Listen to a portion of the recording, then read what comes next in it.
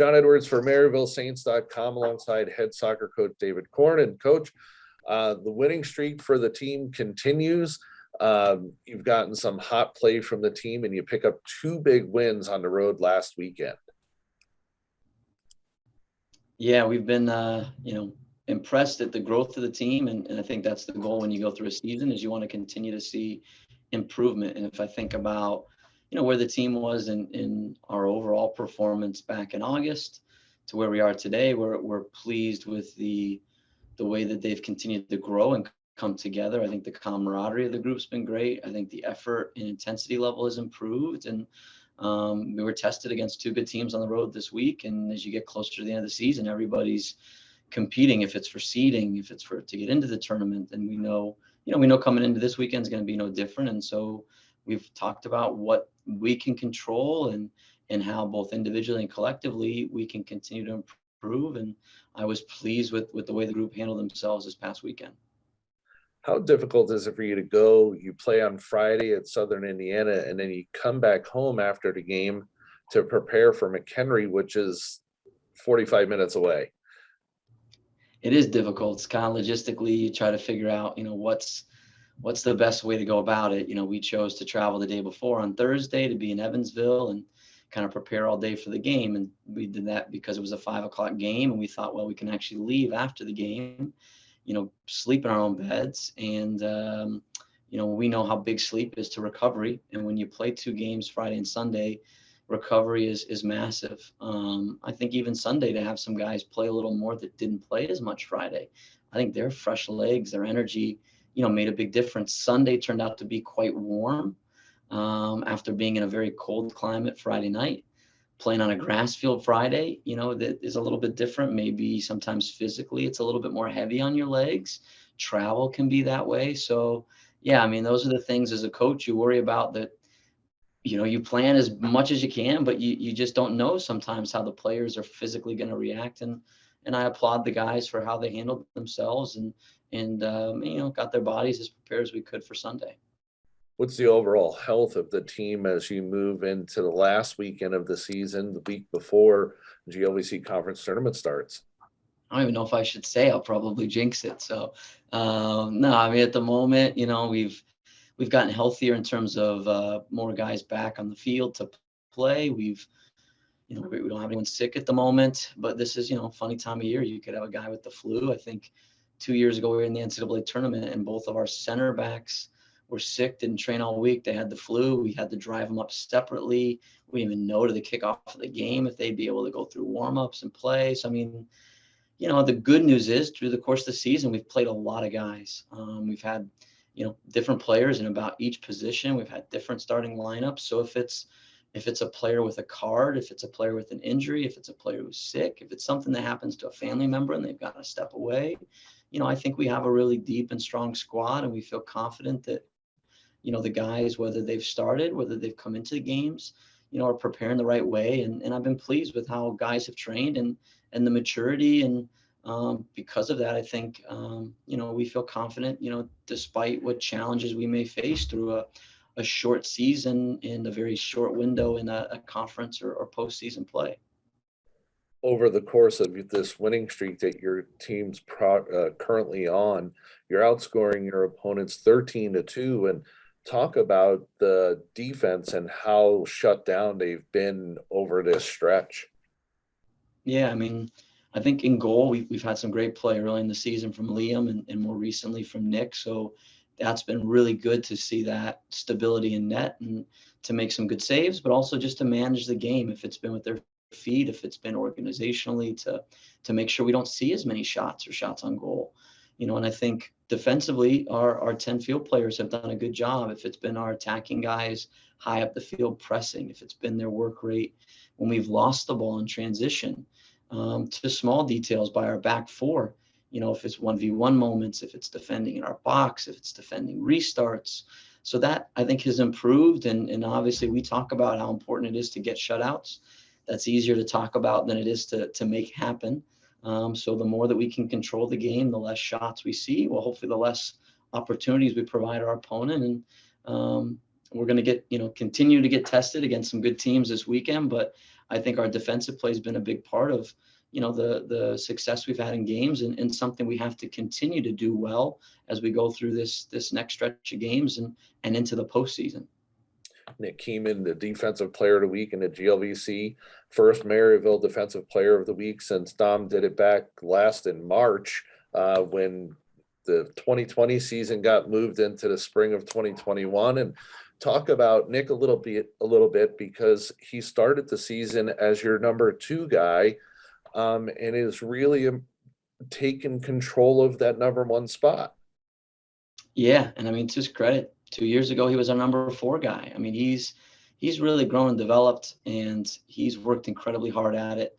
He certainly has had a great mentor and coach in Coach Sean Clancy, but I think a lot of credit goes to Nick. I mean, to see his progress from where he was when he stepped foot on campus to where he is today, I mean, he's grown tremendously, and I think he's given us a guy that in the air can do a lot to come and collect crosses, to come and collect long throw-ins, free kicks, a lot of the play that we've seen in recent games.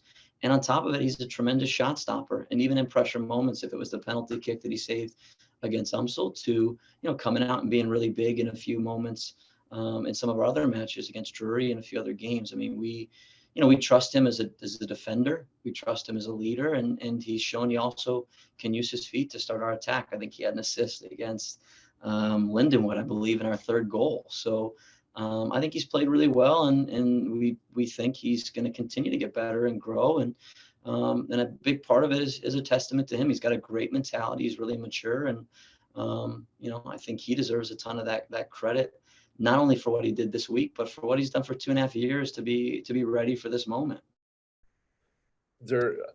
This season you've had 10 different goal scorers, and I think I asked you back at the beginning of the season, like, hey, where do you think goals are going to come from?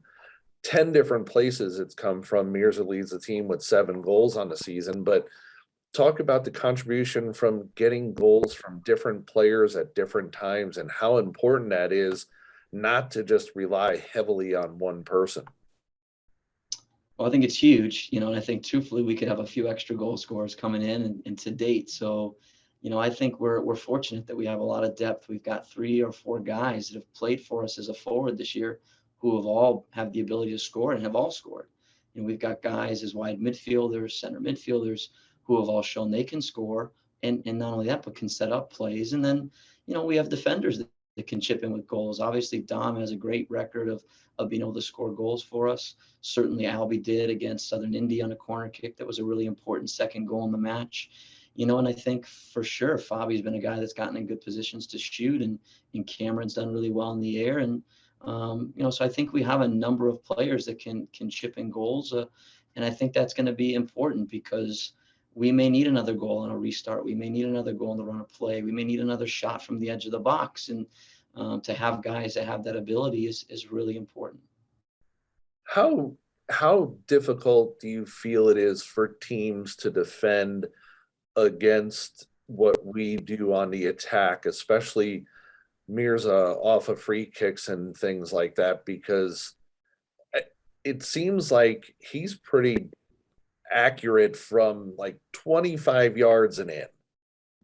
Yeah, maybe with the wind even a little bit further. So no, you're right. I mean, he forced a couple of good saves. I think against UMSL, the keeper made a really good save on a free kick. This past week, same thing, a really hard struck ball against Southern Indy.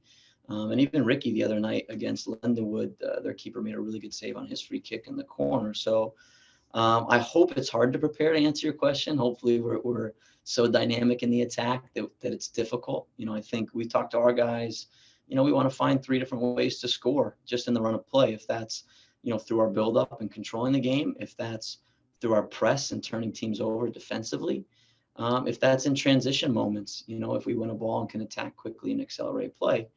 On top of that, to be able to score on a restart is another really important way. So, I hope we can continue to do that well and cause problems for our opponents.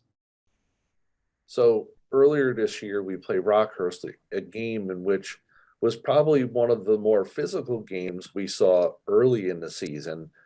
The result wasn't what you thought it would be. Lindenwood comes out with that same style, and we kind of rose to the challenge of their physicality to win the game.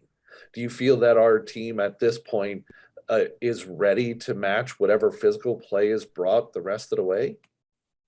Yeah, I mean, I hope so. I think that's certainly something that, we've talked about is there's a fight in college soccer. Like you have to be able to win the battles of the game. If it's a restart moment, if it's a first ball, a second ball, and our guys are probably tired of hearing us talk about that, but that's field position, that's extra possessions, and that's a bit of confidence that goes in the match.